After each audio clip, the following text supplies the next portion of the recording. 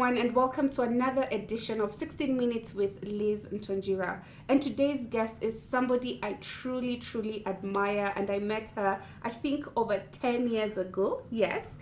She is the managing director and founder of Talent Gurus, Miss Pauline Kiraithe. Karibu sana. Asante. She is also a career coach, and she's going to tell us about what a lot of young people are constantly asking all the time. Like, I get questions, how long should I be in a career? And so many other interesting career nuggets. So, karibu sana. Thank you. I'm so happy to host you. Okay. I look up to you for so many years.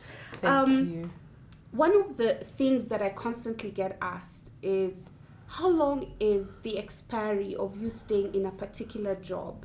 And I often do not know how to answer that because I'm not an expert. So I brought an expert. So thank you very much, Liz, for having me on your platform. And yes, always a pleasure to engage with you. Yes, so in terms of the life cycle, how long you need to stay in a job, usually it's recommended at least 3 years. And reason being, once you get into a new job, the first year is all about learning the organizational culture, learning the key deliverables for the job. Yeah, so the first year you're actually learning. So you're actually taken out from the system, you're taken out from the organization. People are putting in terms of their experiences, and they're helping you to understand your role. Yeah, this is where induction trainings, orientation trainings are also given to the new recruits into the organization, as well as at this first year, you're allowed to make mistakes because you truly haven't understood maybe how things are done in that organization, because every organization has their own way of doing things. So the first year, we call it the year of learning. Then the second year is where now we have assumed that you have learned, you've gained the right experiences, and exposure. And so now the second year, we now start giving you, expecting more from you. So this is your year of productivity.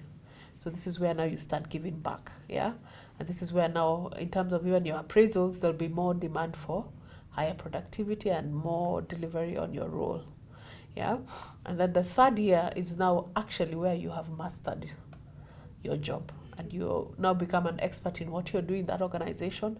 And that's actually where your true performance and delivery and adding value in the organization should actually start showing.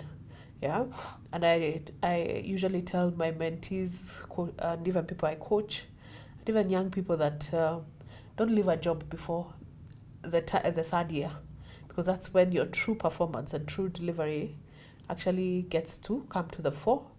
And there you can actually now contribute in real tangible projects, where you will actually have, you can leave legacy. You can actually leave your name as a mark on certain projects that you've delivered for that organization. I always tell people, don't move jobs for the sake of just moving. Move because you have actually done something. You have contributed, you've exhausted your time in that organization by giving them real value, and then now you've outgrown the job. I think one of the other things that I struggle with, and also a lot of young people struggle with, is not getting promoted. Like, for instance, I always say I have to move to get into the higher grade or the higher position. The next level. Because, if I work in a certain organization, everybody will only see me as in my role, never in the next level. So can I stay those 3 years? Can I also say it's the bandwidth for, starting to seek out either promotions or, looking at the next level, even wherever you're going to move to? Actually, when you start thinking of promotions, I also advise use your performance management system. A lot of employees don't use their performance management system, and that's where you can be able now to communicate your goals, your career goals, and where you're moving, where you want to move in the next 2-3 years. Like for me in my career, that's what I used in terms of promotion. So you actually don't need to move out of the organization, because also that's too many moves so that you can move to the next level. Usually it's when you're stuck and you feel that you've really stayed in this organization for long. Maybe they've started taking you for granted. Maybe they say sometimes when you also take too long, you become part of the furniture. Yeah, so when you feel that you've gotten to that point where people are not taking your requests seriously, then now that's maybe you can think of moving out so that now you can move to the next level. But within the organization, the performance management system was actually built in to help you with that. Would you say some people don't stabilize because they've not really either identified their passion? Because I strongly believe whatever you do, whatever organization you want to work for, industry, you also have to be passionate about it, so it's not a task. Yeah. And actually, that's the reason why I got out to develop what I'm doing right now with Talent Gurus. Because having managed people's careers for 21 years, I realized there's a big disconnect. There are very few people who are passionate about what they do. And actually, even there's a study by Gallup in 2016, 2017, 2018, for 3 years consecutively, and they found out that 87% of the people who work hate their jobs globally. Wow. Yeah, so it's actually a global crisis. But the thing is, it's not lost because there are tools available. You can get a good career coach who will enable you to, because it all starts with self-discovery. If you don't know who you are, if you don't know what your strengths are, if you don't know where your passions are, yeah, because your passion has to be closely related to what you do. Would you also say that sometimes people are unhappy with their jobs, particularly say in Kenya, for instance, because your career is kind of predetermined with the grades that you score. So you end up in high school, maybe whatever you score, you can qualify for only X and X in campus, then this is not really the thing I wanted to do. When you find yourself in such a situation because of those circumstances and you join that job, how easy or what is your advice for somebody who maybe is in banking and they want to transition into, I don't know, communication or PR? Or how do you switch from one industry to another? If you're already in a banking career, maybe you did a course that you hated, but you found yourself in banking, but you know you're passionate about something else, get a coach. Get a career coach, you go through the process, because making the mistake once is already costly, tragic. Yeah. Making it twice is double tragedy, you know. So the thing is, get somebody, a professional who will enable you to go through the process, so that now you find that thing that you're passionate about. Once you find that thing you're passionate about, it's very clear to understand which are the careers that are related with your passion. Because I've always been such a strong believer, you also have to align your personality with the profession. For sure. And maybe you can say a bit about that. Yeah, for sure. Your personality is your natural wiring, yeah? So it's actually the thing God already gave you as your natural advantage, yeah? So we have 4 key personalities. So we have the cholerics, yeah? So cholerics they're very power-driven, they're the go-getters, the leaders, yeah? They are very goal-oriented. They push and they deliver, yeah? And you'll find majority of cholerics are CEOs, yeah, because they want to deliver and they're very driven. So they tend to become the leaders. Then we have the sanguines, yeah? So these ones are the people. These ones are the people when you're in a crowd. They're the life of the party. When they come in, the whole party comes alive. You understand? Yeah. They enjoy people, they are energized by other people, yeah, and they connect, yeah, they're connectors. So for them, relationship is key, yeah. So now somebody like a sanguine would be very good for sales because they enjoy people and they are good connectors.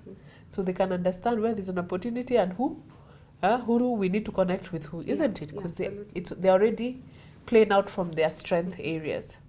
Then we have the melancholies.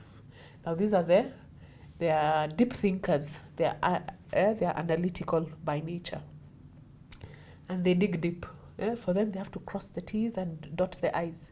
So one problem with them is that they can analyze to paralysis. To paralysis, but they're also very good because they get the facts right. Yeah, so they're very good with data. Security, maybe. Yes, analysis. You know, where you need that attention to detail. Yeah, and where you need somebody who, even strategy. Yeah, strategic thinkers. They're able to look at all the facts and be able to analyze. But now you need a choleric to work with them so that they can push for results. You understand? So that's why even God, you see how creative God was? He gave us all different strengths so that we can complement each other. So that you'll never ever think that, for me, I don't need anyone. Yeah. We need to work together. And then now the last ones are the phlegmatics. And now those are the feelers. Those are the sensitive ones. Those are the ones who, they can pick the mood in a room very quickly. They can understand when things are not going right. Yeah? So they're the ones who, even in a meeting, they'll be the ones who will say, did you notice this? Everyone else will have no. Yeah? So that's a key strength. Yeah? Yeah? Okay, there is the downside of they could be moody sometimes. Yeah? But the thing is, we work with people's strengths. So with all the personalities, there are strengths and weaknesses. Yeah? But we leverage on our strengths. Yeah? So the thing is, understand where your strengths lie. Yeah? And then now place yourself where you use your strength. Wow. Yeah. I'm learning so much. Yeah. There's something you talked about mentorship about, and I'm such a strong believer of passing the baton. And there's something interesting, because sometimes mentorship, people think, oh, why am I mentoring you so that you replace me? And how do we, and we've seen it at workplaces, how do we address that generational gap in the office? I believe for you to be able to rise up, You need to you need to lift the rest. with you, yeah. Yeah.